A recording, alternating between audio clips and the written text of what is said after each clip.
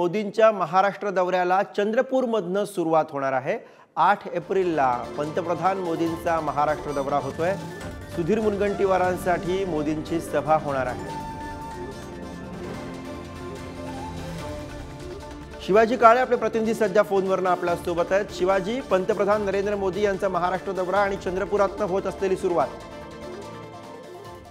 पंतप्रधान नरेंद्र मोदी यांचा 8 एप्रिलला एक प्रचार सभा होणार आहे। चंद्रपूर मतदारसंघात ही पहिली सभा होत आहे।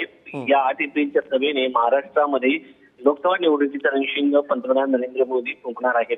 सगळ्यात महत्त्वाचं म्हणजे ही जी सभा होत आहे ती अशा मतदारसंघामध्ये होत आहे कारण 2019ला या मतदारसंघामध्ये भाजपचा उमेदवाराचा पराभव झाला होता।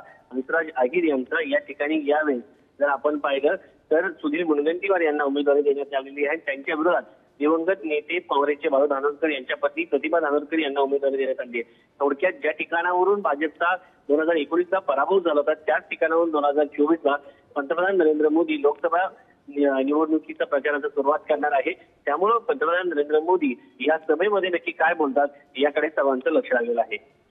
अर्थात शिवाजी, आणि सुधीर मुनगंटीवार हे या ठिकाणी चंद्रपुरातनं भाजपच्या तिकिटावरती उमेदवार आहेत जे सुरुवातीला इच्छुक नव्हते, त्यांच्यासाठी आता मोदींची सभा होते। अगदी जर आपण पाहिलं तर सुधीर मुनगंटीवार इच्छुक नव्हते, मात्र या मतदारसंघामध्ये आपण जर पाहिलं तर विजय वडेट्टीवार इच्छुक होते, प्रतिभा धानोरकर इच्छुक होत्या। इच्छुक आणि अनिच्छुकांचा हा जिल्हा म्हणून ओळखला जातो हा मतदारसंघ।